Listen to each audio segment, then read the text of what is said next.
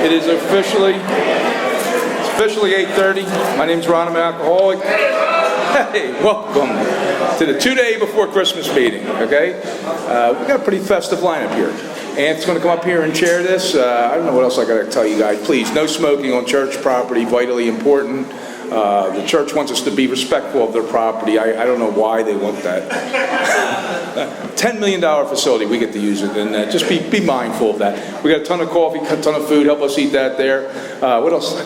Oh yeah, we have a Facebook page to stay connected, to see not only what's going on in this group, but all up and down the East Coast. Stay connected. There's always something going on every single day. In fact, if you have something to post, please post it there. We have flyers in the back. Our sister group is a Big Book study. It meets on Thursday. Come over there. We love that Big Book.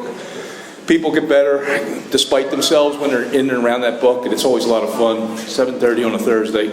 Anyway, Ant's going to come up here and enjoy the night.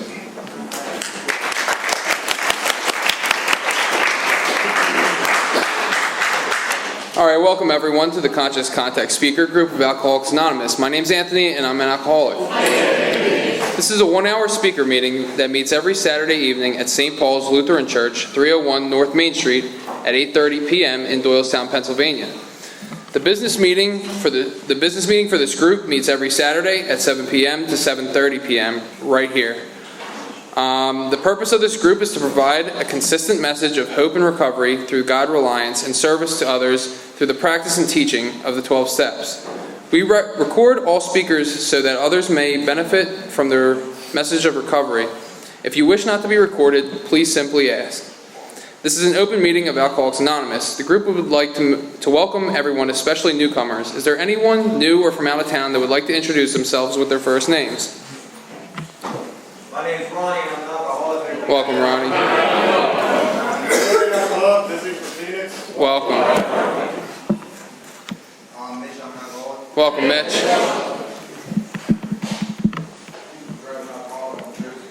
Welcome. Anyone else? All right. The Conscious Contact Speaker Group encourages sponsorship. Would anyone with working knowledge of the 12 steps and is willing to sponsor, please raise your hands. Thanks for your service. Are there any announcements for the good of AA? All right. We have meeting lists and big books on easy terms. Please see me or any other home group member after the meeting. If you cannot afford a big book, the Conscious Contact Speaker Group will give you one at no charge. Anyone willing to make donations for the purchase of big books and CDs to help those who cannot afford them can put the donations in the jar on the back of the table marked Big Book and CD donations, and it's back there somewhere. If you would like a CD of any speaker past or present, see me or Ron before or after this meeting. They are available free of charge. And I've asked Bill to come up and read the AA preamble.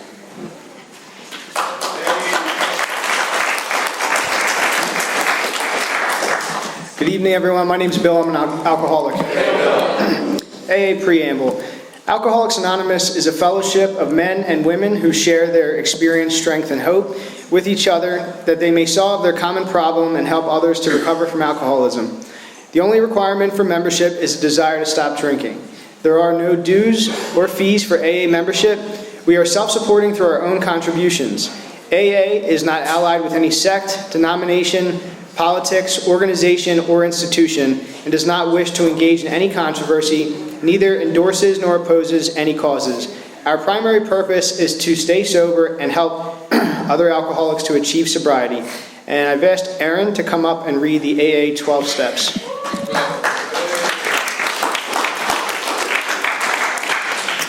Hey guys, my name is Aaron and I am an alcoholic. The AA 12 steps of recovery. 1. We admitted we were powerless over alcohol, that our lives had become unmanageable. 2. Came to believe that a power greater than ourselves could restore us to sanity. 3. Made a decision to turn our will and our lives over to the care of God as we understood Him. 4. Made a searching and fearless moral inventory of ourselves. 5. Admitted to God, to ourselves, and to another human being the exact nature of our wrongs. 6. We're entirely ready to have God remove all these defects of character. 7. Humbly ask Him to remove our shortcomings. 8. Made a list of all persons we had harmed and became willing to make amends to them all. 9. Made direct amends to such people wherever possible, except when to do so would injure them or others. 9, may direct them as to such people wherever possible, except when to do so would injure them or others. 10, continue to take personal inventory, and when we were wrong, promptly admitted it. 11, sought through prayer and meditation to improve our conscious contact with God as we understood Him, praying only for knowledge of His will for us and the power to carry that out. 12, having had a spiritual awakening as a result of these steps, we tried to carry this message to alcoholics and to practice these principles in all our affairs. Thanks.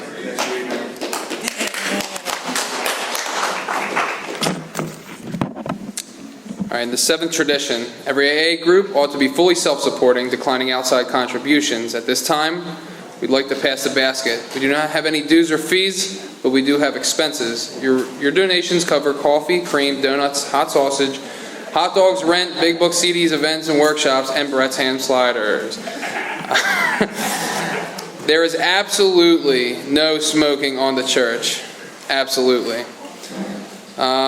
Please take a moment to silence all cell phones and limit movement during the meeting to avoid distractions. And now I'm going to introduce our speaker, a good friend of the Conscious Contact Speaker Group, Kim P. from the South Philly Group. Thank you so much. I appreciate it.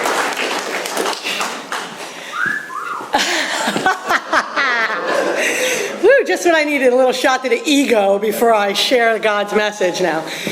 Oh, God help me. Whew, I'm nervous. Thanks for having me. Thanks for inviting me, Ron. My name's Kimberly Ann Package. I'm a grateful recovered alcoholic. Sober through God's grace. God's grace only. God's grace only. Well, I mean, I was helped by good sponsorship and a spiritual program of action called Alcoholics Anonymous, but I know who got me sober and I know who keeps me sober. And I make no bones about that. I make no apologies about it either. I want to welcome anybody who did share that they were new or from out of town or visiting, and or this is their first meeting or first time here. It's a good group. It's a solid group. They do the best to carry experience, strength, and hope so that others might be saved. I think that's the primary purpose here, right? Stay sober, help another alcoholic to achieve sobriety, twofold, and I'll do my best to do that. How it works is pretty specific. It says that I should share what I was like, what happened, and what I'm like now. And my sponsor and I were talking on the way up in the car, and it's vastly different in a lot of respects. And in some respects, it's still the same. You know, it's amazing to me. Such a paradoxical, beautiful spiritual program, and I can't tell you how grateful I am to be here. What a night to come and be asked to share your experience, strength, and hope, you know, on a beautiful holiday weekend, and you know, just celebrate in the only way that is the right way for me to celebrate, you know, carrying a message, or you know, being in service, or thanking God out loud. Man, I'll tell you what I was like, and then maybe you'll understand why I'm so grateful. I'm probably going to jump out of my skin while I'm talking. I'm like this. Yeah, exactly. Yeehaw, right? Phew. So I'm born and raised in South Philadelphia. I come from a long line of drinkers.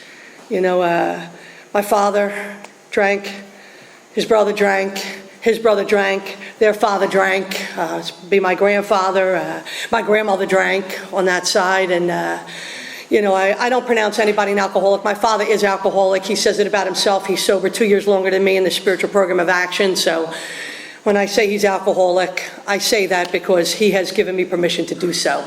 He identifies himself. My mother's side of the family, I'll say they certainly looked like they might have alcoholism. I don't know.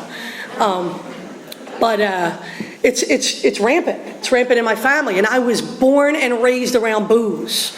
My father is a two-streeter and a mummer.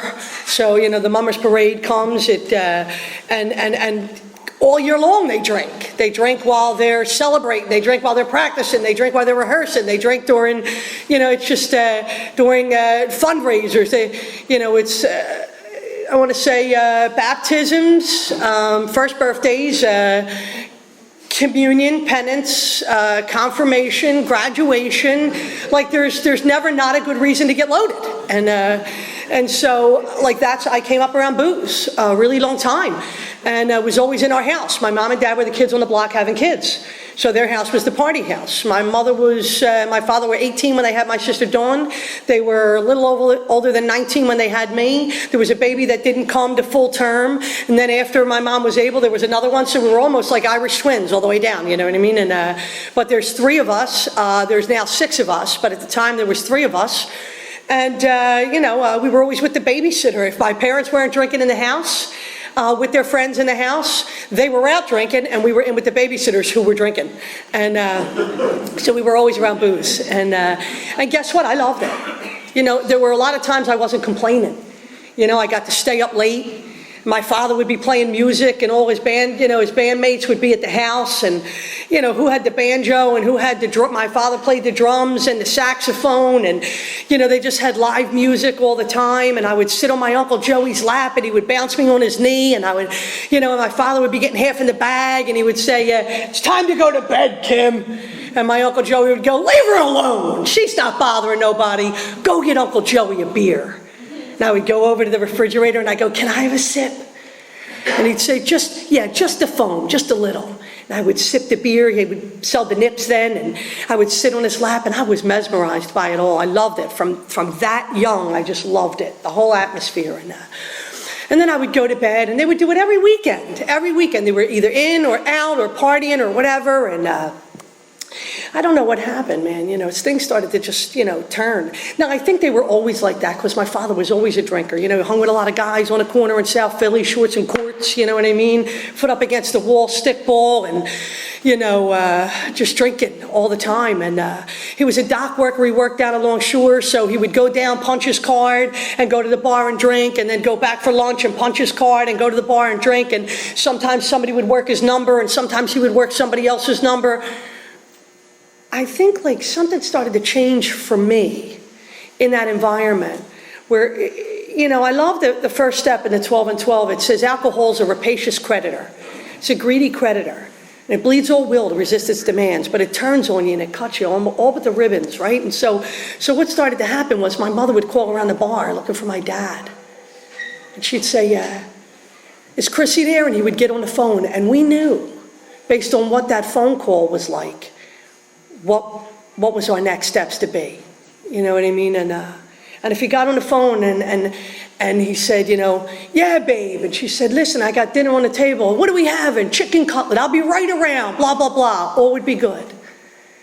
But if he picked up that phone and he said, what are you looking for me for? We knew we had about 5 minutes to get ourselves together and run around the corner to my grandmother's because he was going to come home and beat my mother like she was a total stranger into the street. And it was crazy. I was scared to death of my father. When that stuff started to really surface and really happen, I was terrified. I can't tell you exactly what day, I can't tell you exactly what time, but I know at some point I started to be gripped, and I mean gripped with terror. My father would come in the house and I would be seized with just unimaginable fear. Oftentimes I hid upstairs, I hid in the closets, I hid under the bed. If it was late and he came in, sometimes it would be okay. And he would be saying, come on down, we're going to eat. And he'd have cheesesteaks from Pat's or Gino's, and we would go down, and you didn't tell him no, but we would go down and we could be okay. We could eat, and he'd be like, I love you girls, Daddy loves you, and blah, blah, blah. And it would be real sentimental and nostalgic, and I would feel like, whoosh, and I had to keep him that way because he could turn on a dime. Thanks, Dad. We love you too, and, blah, blah, blah. But if he came in and you heard a ruckus and you heard some furniture smashing, I just trained myself to stay in the bed. So much so that I became a bedwetter, and I wet the bed until I was about 12 or 13 years old. I knew not to move. I couldn't get involved. I saw a few times what happened when one of us got involved. And it was violent. And so I came up in that kind of environment. The cops were always at our house. They would kick the door in, drag my father out, arrest him. If he wasn't fighting with my mother, he was fist fighting with somebody else. he got hurt down Longshore, and he couldn't do his job anymore. You know, he worked with like 80,000-pound containers, and his partner on the dock made a mistake, lost his footing, and the container ripped my father and, like, you know, ripped his back all the way up, and he was probably about 27 years old, and he couldn't work anymore, 27, 28. And so being a union longshoreman, and the opportunities that they had for suing the shipyard back then, they had to basically pay him out from the age of retirement in his settlement, from 27 to whatever that would have been, 55, 65 at the time. It was a lot of money for the 70s, you know, a lot of money for the 70s. And my mother was in heaven. My mother thought that we were going to get a brand new life.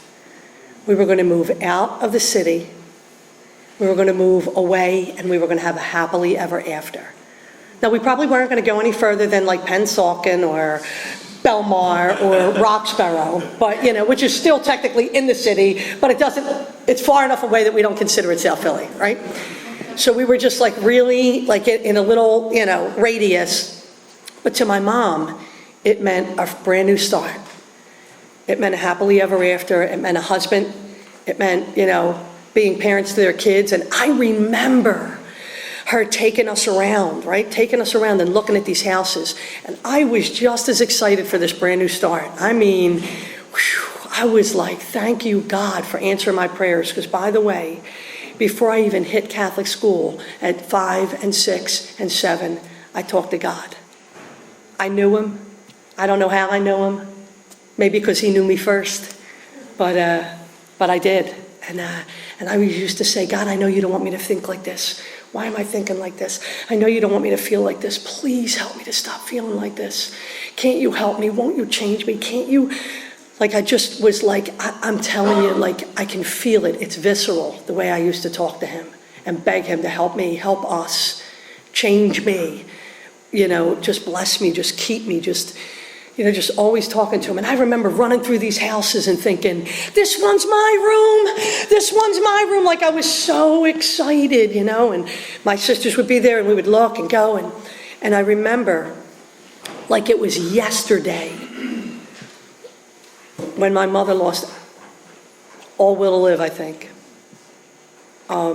We were at my grandmother's house, my father's mother, and we were sitting at the table, and my mom was on one side and my grandmother was on the other, and we were just kind of like all right around, and my grandmother said, Debbie, you can't move to Jersey. And my mother said, what do you mean we can't move to Jersey? Why not? She said, well, how's Chrissy going to get home when he's drinking? Like, there was never a don't drink, maybe stop drinking, maybe slow down drinking, maybe don't drink and drive, maybe. Like, none of that was ever discussed. But my mother knew in that moment that her life, her dream was never going to be. And I watched the life drain out of her. And I can promise you, as God is my witness, it has never come back. The lights just went out. She was drained. And she knew in that moment that my father was having conversations with his mother that he was not having with her. And so we didn't move to Jersey or Roxborough or anywhere outside of the area. In fact, as an alcoholic stream would be, my father took his money and he was going to be an entrepreneur, and he bought a bar. And he moved us on top of this bar in South Philadelphia. It was probably a mile, less than a mile from where we lived. I was born into a home, into an apartment, but shortly thereafter into a home on Front and Mercy. And I knew everybody on the block, all the little kids. Uncle Timmy and Aunt Marie lived across the street. My godfather lived around the corner. The Kellys lived right next door, and all the little kids on the block. And I was just familiar with that, and I was scared to death because we were going to move. And that meant new friends, and it meant new school, and it meant new neighborhood. And I was so locked inside myself from being afraid, and I had such a negative, horrific narrative that played over and over and over in my head. My head raced. Probably, I like this, liken it to 110 miles an hour in a 55-mile-an-hour zone, never saying anything nice, ever. You're not pretty enough. You're not smart enough. They're not going to like you. You're not going to get that answer right. Don't raise your hand. Don't ask that question. Don't look at the kid. Don't go down there and ask them to play. I was paralyzed by fear on my block. Paralyzed. And I would open the door and look out, and way down the block would be all the little kids, and they'd be playing. They'd be having a good time, hopscotch, hula hoop, jump rope, whatever they were playing, and they just looked like they were having a blast. And I was crippled with fear and anxiety and no esteem, and I was uncomfortable in my own skin and didn't want to go ask them if I could play. And I knew them all, and I knew their families. But I just felt so bad about myself. I had such a terrible self-image. I don't know where that comes from. You know what I mean? I don't really know. Is it spiritual malady? Sure. Is it from, lack of nurture? Is it from nature nurture? I resigned from the debating society. You know what I mean? And I know that it's not nature or nurture. It's both. It's both and. You know what I mean? And who knows? Who knows? God had other plans for me. I'm so glad he did. I'm so glad he did. So whatever pain I had to go through then, I probably would do it all over again if I knew this was going to be at the end of that road. I'd be willing to do it all over again. I would look out that door, and I would look down, and my mother would say, "Go play with the kids. Go play, Kim." And I'd be like, all right, and I would look, and it got like a Freddy Krueger movie, and the street just got longer and longer and longer, and I would try to go down, and I just couldn't quite get there, and I would get all the way down there, and I was so afraid that you wouldn't let me play. I would go, "Wow, I love your necklace. It's so beautiful. Can I play?" I'd say, "That's a great jacket. That's a great jacket. Can I sit there?" I was doing things that would compromise my moral fiber long before I picked up a drink. I think in the big book, like right around the second step, it describes me really well before you hit 3, and it talks about the actor who wants to run the whole show and is forever trying to arrange the lights and the scenery and the players, so that the show goes off really well. For me, of course. And so I was doing that early on, just manipulating, lying. I didn't even give you the benefit of the opportunity to determine for yourself whether or not you would like me. I just prejudged the situation and determined all by myself that you couldn't possibly like me based on how I felt about myself. I projected that onto you, and then I dishonored you. So if you didn't want to be my friend, why would you be my friend? Because I wasn't honest with you from the gate. But that's what I did, and I did it to survive as a little girl, feeling afraid and feeling scared and feeling insecure, and so I did it. And sometimes it worked, and people said, "Thanks," and they gave a big smile, and they let me play hopscotch with them, and sometimes it didn't work. They said, "No, I'm waiting for somebody, you can't sit there."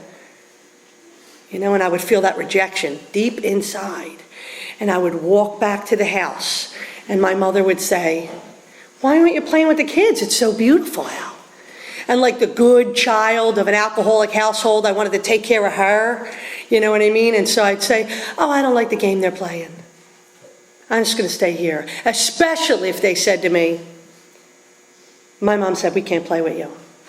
Because we were the kids on the block that nobody could really play with because the cops were always at my house.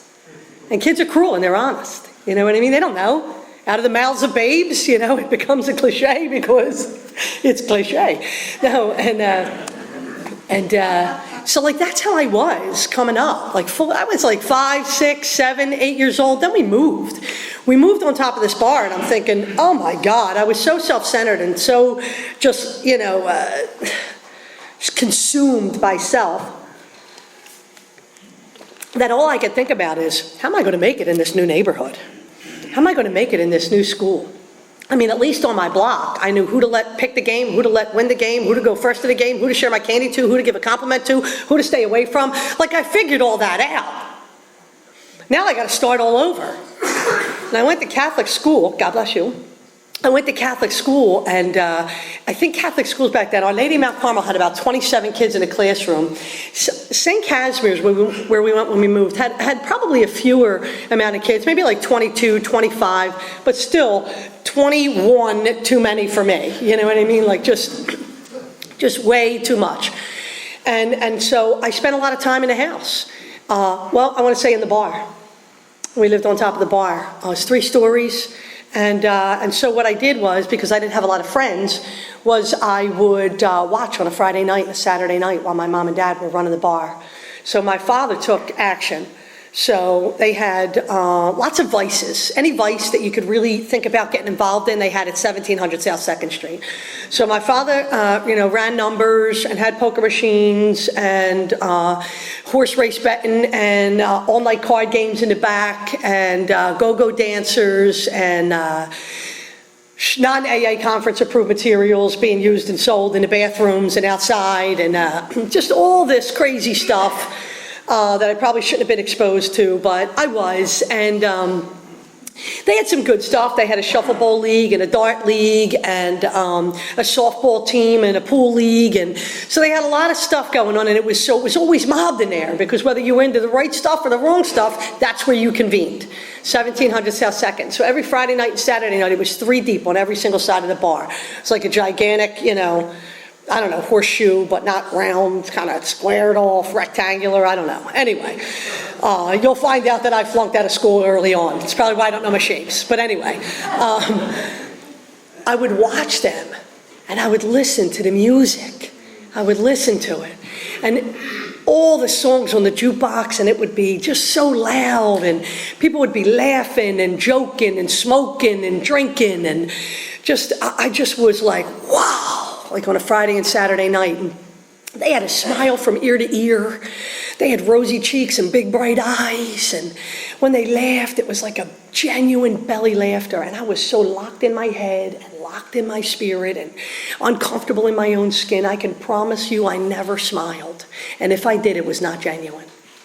It was not genuine. I just know that about me. You know what I mean? Like, I look at pictures and I go, wow. Like, I never smiled. I didn't think I had anything to smile about. I was really suffering that spiritual malady. I was suffering. I was tortured by it. And so I would watch with my nightgown on every Friday and Saturday night. I'd have it pulled over my knees. I'd be leaning down just like this, looking into the crowd and thinking to myself, I want what they have. I want what they have so bad. I did not wait until I was 18, 19, or 21 to pick up a drink. My mother and father's situation they were gravely affected, let's say. They were gravely affected. And so my father would be drunk all the time, and I started to sneak down into the bar on Sundays. So my father and mother would close the bar on a Saturday night with their friends at 2 o'clock in the morning. They would clean up till 3 o'clock in the morning, and then they would leave with their friends, and they would go to the after-hours clubs, the IA, the Buckeye, the 48, the FOP, the Kashishka Club, anywhere that would let them drink until the sun came up, and then they would come home and they would be passed out. They would sleep like the dead on a Sunday. And on a Sunday, I would take full advantage of that opportunity, and I would sneak downstairs. And I would go to the jukebox up in the front, and I would turn the volume on, just loud enough where I could hear it, and jack the credits up on the back and plug in the numbers to all the songs I like. I would go to the quarter box and I would rob a roll of quarters, and I would open it up, and I would go to the cigarette machine, which was just to the left of the jukebox, and I would stick a quarter in, and it would go clank, clank, clank, clank, clank, clank, clank to the bottom of the machine. Then I would put another one in, and it would go clank, clank, clank, clank, clank, clank, and I would be like, oh my God, I hope nobody moves, I hope nobody wakes up. But when I would get to like $1.50, $1.75, I think, I would get a pack of Marlboro. I would grab the handle, I would pull it out, then I would walk it back in, and I would get a pack of Marlboro cigarettes. And then I would go behind the bar, and every liquor that tastes sweet, any one that tastes sweet, I would pour it in a glass. and I would sit with a rocks glass and a pack of cigarettes. I was not old enough to know how to inhale, and I would smoke a cigarette, and I would take that drink and suck it back. And I'm telling you, it was a magical elixir from the word go for me. Like it washed over my brain and went through my body, and I felt like I had electricity running through my veins. And all of a sudden, I took a big sigh of relief. And I wasn't so tightly wound, and a smile crept across my face, and I fit in my own skin. I forged a relationship with alcohol at that very moment that you were going to have to pry it from my dead, cold hands. You weren't going to get it away from me, and you definitely were not going to get in the way of my drinking. And so I was 9 years old, roughly, when I had that first drink. And I did not drink every single Sunday, but I drank every Sunday I could. And then, as I started to escalate in my drinking, I began to have to sneak down into the basement, into their beer box, into their walk-in box, because I needed more. I needed alcohol. So I would take down a bag. I was a schemer. I would take down a duffel bag, and I would have my clothes in it, like pajamas or jogging clothes or whatever. And I would sneak right down the steps, and it was so crowded. People would be like, "Where are you going?" I'd be like, "Hi." I would sneak down, right down into the basement. It was scary as all get out down there, lots of pallets, but a cold walk-in box, and it had all the beer in there. And I would go in and I would get a quart of Budweiser. And I would wrap it in a t-shirt and put it in the bag, and I would get another quart of Budweiser, and I would wrap it in my pajama bottoms and put it in the bag and make sure it didn't like clink, clink, clink, clink, clink. And I would go up the steps, and I would sneak around, and my father would be annihilated by this point.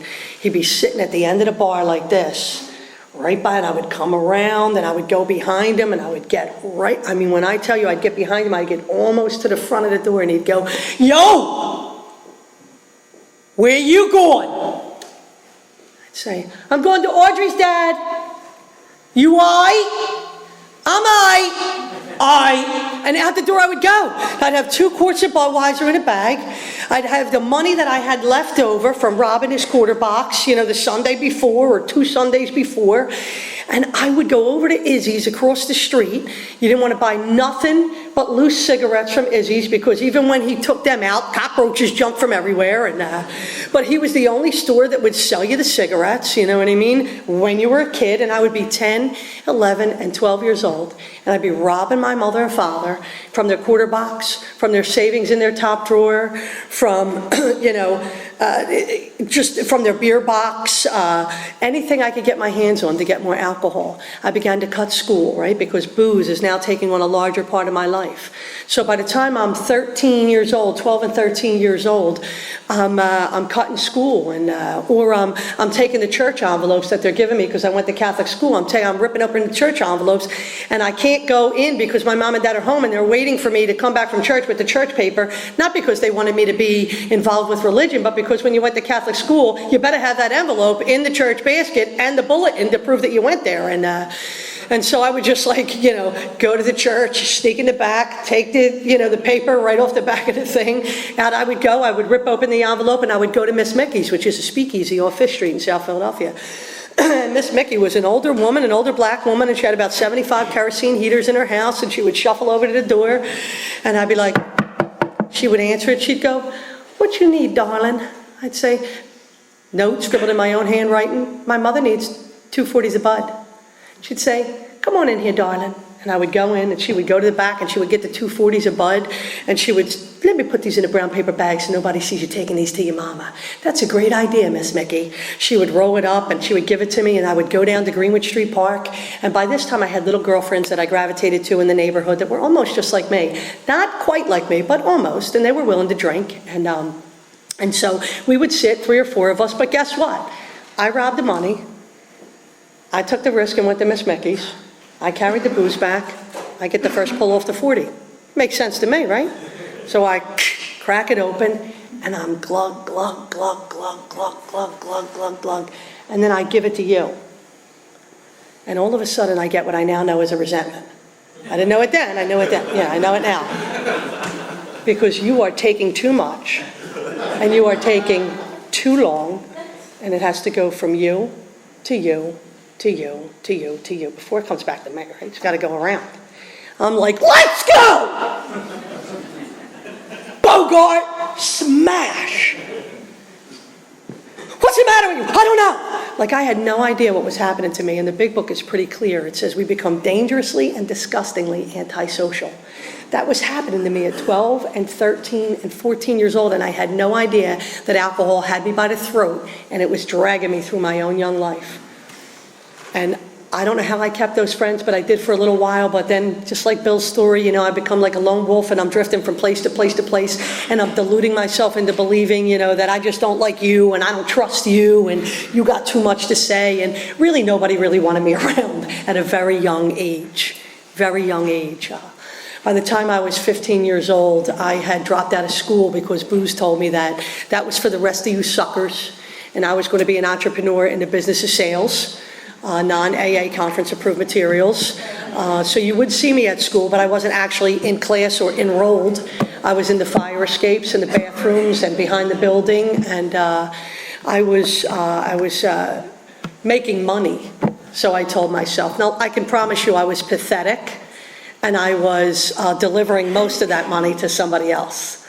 But I felt like a big shot, and I had drinking money all the time, because I didn't need that garbage and I didn't want that garbage. And I was a lunatic, believe it or not. I was like a young lunatic. I was not like a lady by any stretch of the imagination. And when I got to drinking, I got to fighting. Seriously. And I did some things that, could probably get you killed, should get you killed, should have got me killed, but, God knew better. And, just stuff like watching the drugstore across from the bar get robbed, and then going right around to that guy's house and knocking on the door and saying, I saw you and I saw so-and-so. So you're either going to break me off, or I guess you'll have to take your chances. Am I going to tell? And they broke me off. Lots of pills. I didn't know how popular the pills were back in the 80s, I made a ton of money on them. And I didn't take any of them, so it didn't matter. Like, I'm a hardcore alcoholic. You know what I mean? I will crawl to the bottom of a bottle looking for a solution that would never come. And, or I would get involved in like Grand Theft Auto and get pulled over, trafficking non-AA conference-approved materials across state lines. I don't have a license. It's not my car. I call my dad. Dad, I need your help. I'm locked up. What? Where are you at? I don't know. Where am I at? Like in a complete and total blackout, driving with one eye, you know what I mean? Like, just ridiculousness. So I've been to 11th and Wharton, 24th and Wolf, 11th and Winter, 8th and Race, some podunk town near Maurice River County, just ridiculous. Just a shame. Like, I was no big shot. I was a pathetic young girl who just wanted desperately, in my heart and in my soul, I wanted to be a good girl. I wanted to be a decent girlfriend. I wanted to accomplish something. I wanted to be a good friend. I wanted to connect with people. I wanted to have decent, connected relationships with people. I didn't know how to do any of it. I possessed none of those mechanisms, none of those coping strategies. Anyway, I got to get sober at some point. So I'm going to tell you. My drinking, so I didn't graduate from high school. Probably about 18, 19 years old, I thought, I got to get a GED. I have to do something different. I really have to do something with my life. And I know I'm not going to have anything if I never go to school. So back then, it wasn't all these hoops you had to jump through like it is now. I was 88 when I got a GED. I was 18 years old, and I called up the school district and I said, I'd like to take my GED, and I sent a $10 money order in, and they sent me a list of places to go sign up and take it. And I went to a place, and I didn't even have to sit through GED classes back then. I took 2 tests on a Monday, 2 tests on a Wednesday, 1 test on a Friday. Out the door I went. I had a GED. I went and enrolled at Community College of Philadelphia. You know, I was no dope, you know what I mean? And I was like, you know, well, at least not academically. I wasn't a dope. But anyway, but I didn't realize you actually have to go to class if you want to graduate from college. And so I would sit in the like little courtyard out front of Community College of Philadelphia and just drink Tall Boys of Bud. And my friends would be like, aren't you going to go to class? I'll be in. I have the student loan debt to prove that. And of course, I drank my way right out of community college. By this time, I was bartending, though. I was making good money. You know, so I was bartending. I was bartending at my neighborhood bar, blue-collar bars, lots of longshoremen, union carpenters, you know, union electricians. That's where the money's at. You know, all these high-end places people drink at, no thanks. I don't want a place. I'm not working anywhere where a pinky is raised because they don't tip. Right? So give me your watering hole with pool tables in the back and a whole lot of cursing, and I know I'm leaving on a Friday or Saturday night with $300-400 easy. And that's what I did. I worked at my neighborhood bar, and I worked at a bar called Mako's on 3rd and South. By this time, I want to tell you about the progression of alcoholism in my life. I was coming to probably at about 1 o'clock, shaking, tremors, getting showered and dressed, and showing up to Mako's to work a 4 o'clock shift at about 2 o'clock, drinking from 2 o'clock to 4 o'clock, then getting behind the bar at 4 o'clock to 2 o'clock and drinking while you drank. I was such a pathetic bartender that if you asked me for a drink, I'd say, listen, we don't make them drinks up here. We drink shots and beers, go down to the downstairs bar, get one down there, and don't ever interrupt me while I'm talking. Like, I would just be drinking for free, drinking with people who drank like me on the other side of the bar. They'd be shooting pool. I'd make sure they were taken care of because they're hustling money and they got more money than you got. You just want a Cosmopolitan. Who gives a shit? You know, like ridiculous. And I'm like, I got my eye on the prize, you know? And I'm drinking. And of course, at the end of the shift, I'm closing the bar with everybody else at 2 o'clock in the morning and we're cleaning up. And I would never insult my boss, so I can't turn down his after shift drink. So I'm going to have my after shift drink, and we're going to clean up, and then we're going to go to the IA, the Buckeye, the 48, the FOP, the Kashishka Club. By that time, it was Baritz or the Revival, and we were going to drink all night until the sun came up, and then I was going to take a walk of shame home the next day in the same clothes from the night before, from the day before, when I showed up to start drinking.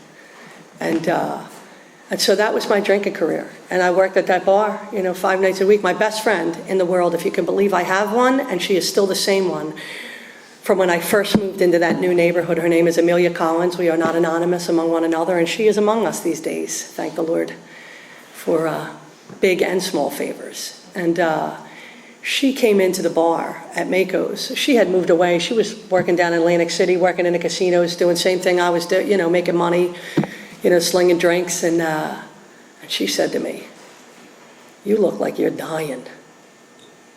I was highly offended. They say if you tell somebody they're alcoholic, they're likely to be offended. I was so offended.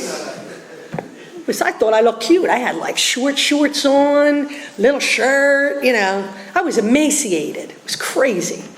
And I looked like I'm dying. Let me help you. Help me.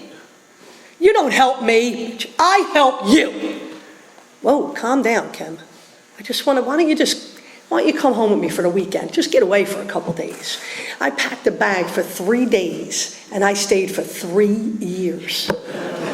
I know 15 minutes into that car ride, she was regretting that invitation. I know it. And I don't know how I kept her, because I did everything I could to burn that relationship to the ground.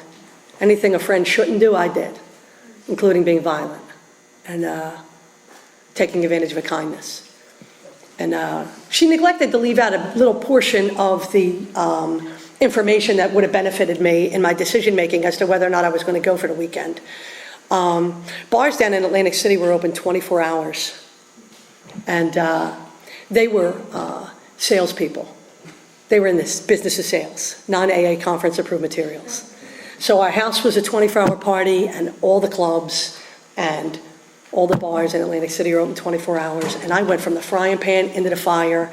And within 3 years, I was in a fetal position on the floor between my bed and the bathroom, begging God, begging God. My prayer sounded like this. What will you have me do? What do you want me to do? I can't think like this anymore. I can't feel like this anymore. I can't live like this anymore. Not one more second, not one more minute, not one more day. Help me or kill me. He did both. He did both that very night. I was drinking a fifth and a half of Cuervo every single day and lots of long neck bottles of Bud and any wine that I could get my hands on. And I was not a wine drinker, but my roommate was. And when I ran out of booze and I had the shakes on me, I was drinking her wine, you better believe it. And I no longer held food down, and I would throw up violently in the morning and take a drink and throw up and take a drink and throw up and take a drink. And when it would stay down, I would say, sure, I got to get something to eat. But I don't want to eat too much because if I drink on a full stomach, I might get sick. Right, glass in hand, we warped our mind into such a destructive obsession for alcohol that nothing but an act of providence is going to remove it. And I was beat. I was absolutely beat into submission and to a state of reasonableness. And in that moment of desperation, that was my cry to God. And I remember passing out, like that was it, passing out on the floor. And when I came to, it was as if all the alcohol was removed from my body and I was in the full-blown DTs. I felt like I had bugs crawling on me and I wanted to rip my skin off and run out of myself. And I didn't know what was going on because nobody in my family ever went to detox or rehab or counseling or, nobody, it didn't happen, you know what I mean? And so I didn't know what was going on with me, and I picked up the phone and I called my older sister, and booze took me out of her life a while ago, but this was the beginning of the divine providence in my life, and this is my spiritual experience. And some people have a vital spiritual experience, and some people have a spiritual experience of an educational variety, and unfolds over time, through the process of recovery outlined in the first 164 pages of the big book. And but my experience was very, very profound, and it burned that number right into my head, 215-462-4236. Next month, I'll have 24 years of continuous sobriety. I don't know how I remember that phone number, but you can't forget something like that. And I picked up that phone and I called my older sister and I said, Dawn, and she said, Kimmy, we love you. Will you please come home? And I said, what? And I had been so drunk for so long that I had no idea that it had been months since my family had heard from me. They didn't know where I was. They didn't know how I was. My mother had resigned herself, and she was doing her own thing still, but she had told me that she resigned herself to the idea that she would read the paper or watch the news and find out about a young female beaten, sexually violated, left for dead in an alley in Atlantic City. Like, how selfish. Like, I had zero clue what I was doing to my family. Like, not even, and never did that cross my mind. Never did that cross my mind. And I said, come home. She said, yeah, can you come home? And she said, let me come get you. She was afraid to let me get off the phone. Come get me. She said, yeah, where are you? And I promise you, as God is my witness, I didn't know my address. I was drunk for so long, I didn't know where I lived. Amy, my best friend, told me years into sobriety, years into her sobriety, which would have meant more years into my sobriety, that we lived at a place, 700 West Plymouth Place in Ocean City. Now, you know I got there by accident. It's a dry town. How the hell would I pick Ocean City to go live at? Like, I wouldn't. I don't even know how I got there. I don't know how we got there. I don't even know what happened. And but that's where we were living, and I didn't know how to tell my sister to come and get me. She said, what do you mean? She's not one of us. So, of course, she was like, what do you mean you don't know where you live? I'm like, I have no idea how to tell you to get me. And she said, what can I do? And I said, can you pick me up at the Philadelphia bus station? She said, where is it? I said, it's at 9th and Filbert in Center City. She said, when will you be there? I said, I don't know.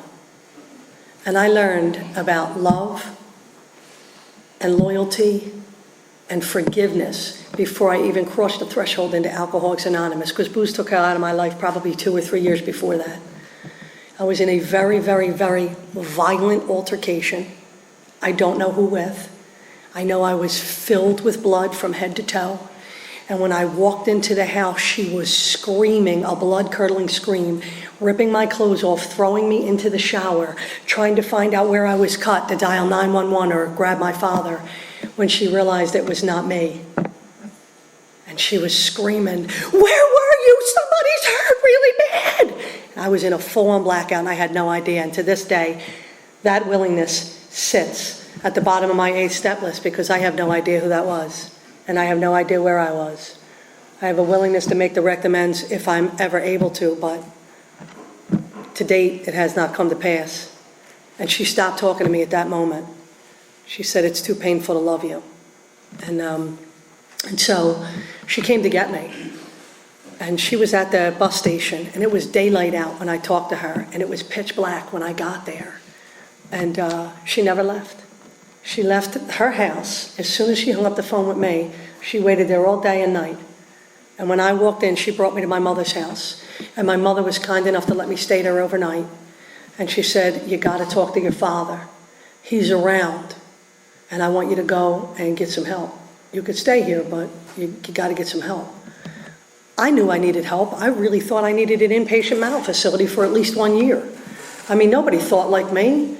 Nobody acted like me or drank like me, or I had so much shame. I felt like a filthy, rotten, stinking, wet dog hair suit was on me that I couldn't get off of. I couldn't get it off of me.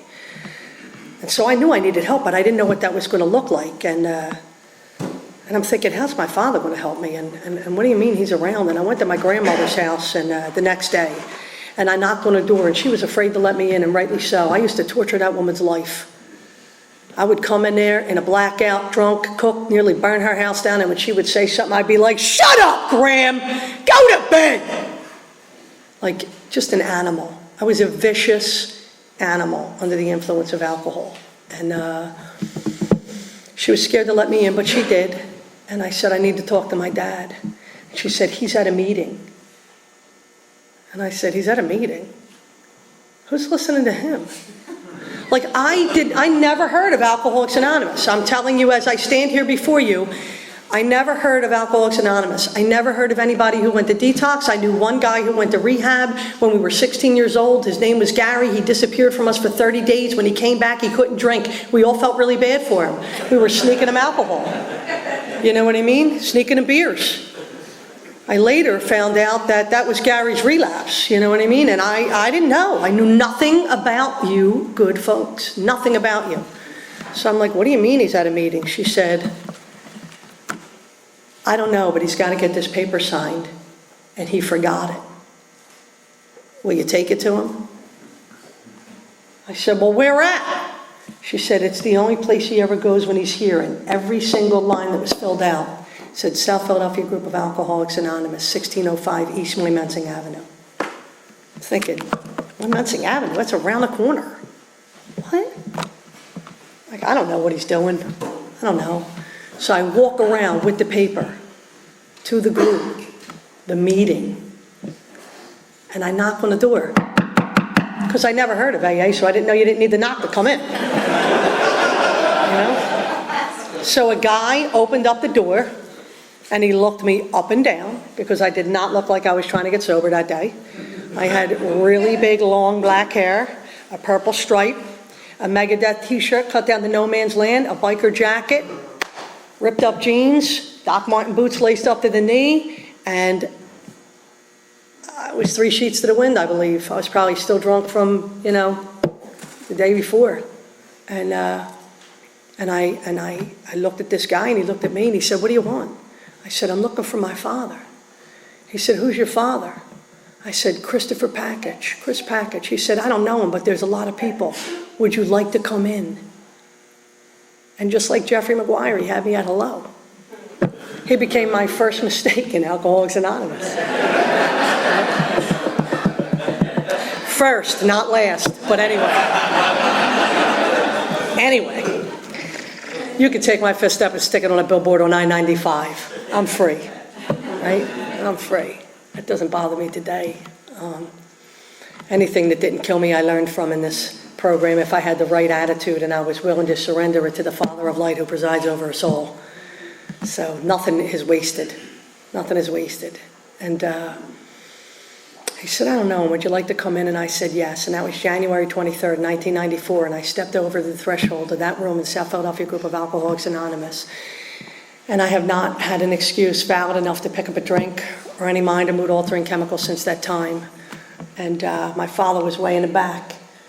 And he looked over and he looked up and down and he just shook his head and he just waved me to come here. And I walked down and this guy from our home group who's no longer with us but died sober, Miracle Joe, stood up and he said, Chris, is this your daughter?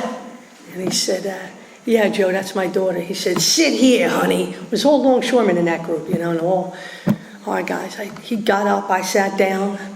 I said, Dad. He said, shh, don't talk during the meeting. I was incensed. Zing! My head went reeling. I hate him. I don't know why I came here. He never listened to me. He don't want to help me. Blah, blah, blah, blah, blah. Self-pity oozing from every single pore. You know what I mean? Like, oh, God. What a nightmare on legs. It was a nightmare. On 2 Doc Martens. It was a mess. And I tried again. Like, Dad. He went, Kim, after the meeting. And inadvertently, he saved my life. Right? So I heard somebody say something, and I thought, I did that. And I heard somebody else say something, and I thought, I felt like that. Then I heard somebody way over in the corner say something, and I thought, wow, you are insane. I cannot believe that you're sharing that in front of all these people. And everybody's laughing. So I picked my head up to see who my new, hero was, and I looked. And I saw bright eyes and rosy cheeks and smiles, and they were laughing. And I can tell there was just light, just radiating off of them. And they had a cup of coffee in this hand and a cigarette in this hand, and I swear to you, I knew I was home. As God is my witness, I knew I was home. And I thought, where am I? This is bizarre. And after the meeting, Teresa DeCero was at the table in front of me. It was my dad, it was me, it was a couple other people, and she had her back to me, and she turned around, and she said, she gave me a 24-hour coin, and she said, think before you drink, kid. The time to call your sponsor is before, not after. I'm like, what? Who's talking to you? Turn around, I'm talking to him. She just laughed and laughed and laughed. She was not scared off by me, not in the least. She said, don't you know where you're at? I said, no. She said, you're in AA. I said, what's AA? She said, Alcoholics Anonymous. And I promise you that 1, 2, and 3 just washed right over and through me, and I began to cry and cry and cry and cry, and my father began to cry and cry and cry. He was like, what do you want? I was like this. He said, are you sure? And I said, yes. And my father began to take me to meetings and introduce me to everybody. And Teresa became my first sponsor in Alcoholics Anonymous. And she said, kid, I'm going to teach you the ABCs of recovery. Ashtrays, brooms, and coffee. Shut up, suit up, show up, and be of service. Be of service. Listen to learn, and learn to listen, and then be of service. And I know I got to wind this down, but I want to say to you, at 5 years sober, in my ego, 5 years sober in my ego, not in this program, not in this work, just in this fellowship. I was sharing my experience, strength, and hope at the South Broad Street group, because I was going to help people, Was sober 5 years. I was so obnoxious. I knew what I had to do, I knew what you had to do, I knew what you weren't doing, be sitting in the back of the meeting, we called it a whack attack, we would wait for people to share, and we'd be like, we pummel them, like we were just retarded. I had no solution, zero. I had God, and He got me sober, and He kept me sober in spite of myself.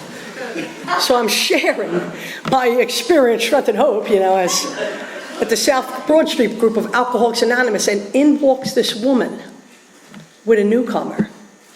And if anybody knows this woman, she always has a newcomer with her, or a sponsee, or somebody she's helping in some way. And she walks into this meeting, and she's got this woman with her, I guess, who didn't want to go to a meeting, her first meeting in her own neighborhood. And that woman didn't stay. That new woman, she didn't stay. But I felt so bad because the woman was crying, during my share. And I thought, I have to help her. I can't let her leave. She's a wreck. And so after the meeting, I all but threatened her life for her to come to eat with us. That's how she tells it. I remember it a little differently. I remember saying, please let me help you. Can I take you to eat? It was not like that. I mean, I know as much to listen to her now. And she finally was coerced into eating with us at the Pekin Inn. We always laugh about that. It's really the Peking Inn, but because I have South Philly dialect, I'm like, we're going to the Pekin Inn. You want to come? She's like, the Pekin Inn? What? I'm like, we're going to get some Chinese food at the Pekin Inn. So we go. And she's sitting across from me, and I think I'm helping her, and I come to find out in the middle of that conversation that she was put there to help me. And she became my sponsor. So when I had 5 years, she had 10 years. And I also remember it a little differently. I remember her saying, I remember saying, will you sponsor me? Will you help me? Will you this? Will you that? She remembers me all but threatening her life into sponsoring me. Just short of it, I think. I don't know. And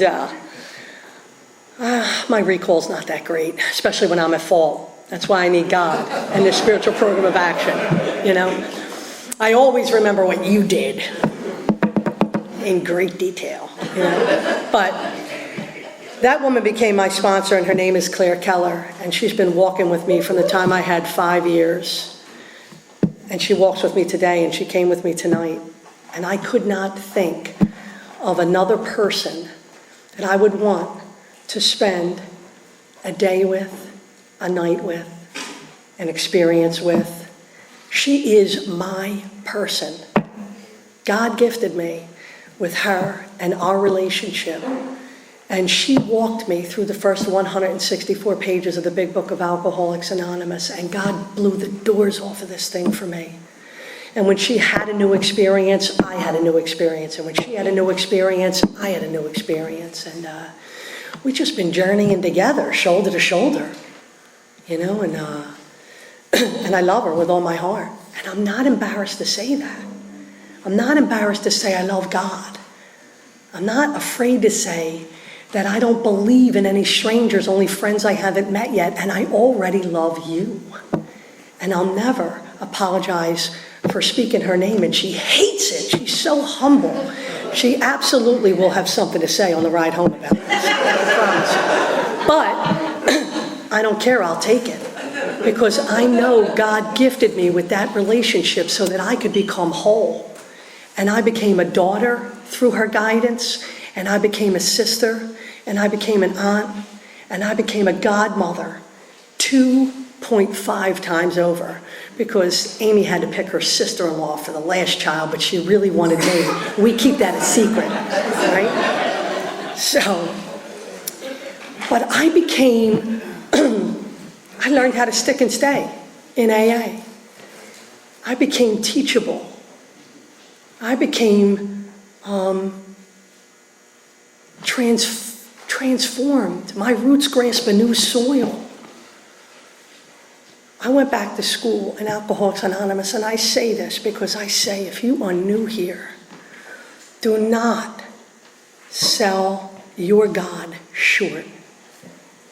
So I took that GED, and in sobriety, I got a bachelor's degree, and a master's degree, and a second master's degree, and I am 2 classes and 6 case presentations shy of becoming a nationally certified psychoanalyst, an NCSI-A.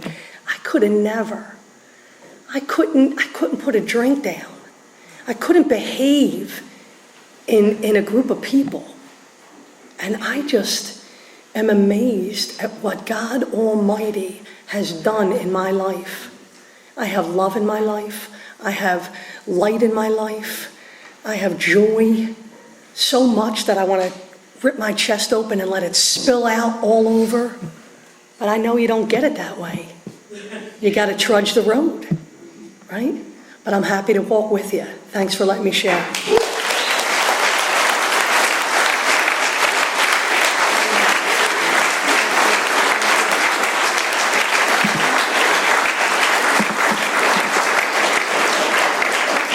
Thank you, Kimmy. Epic call. Thank you very much. We form a line. It's customary for us to form a line and thank our speakers. They come all the way up here at their own expense and own time. So again, one more time, thank you very much. Always epic to have you here. James B. from Boston next week. Our last meeting of the year, right? It's pretty cool. From now on, we're going to be hitting Perkins afterwards, so we'll clean up here. We'll be over there about 10 after 10. So if you want to come over and join us, if you can't afford it, don't worry about it. These guys are going to treat. Anyway, we got a nice way of closing if you care to join us.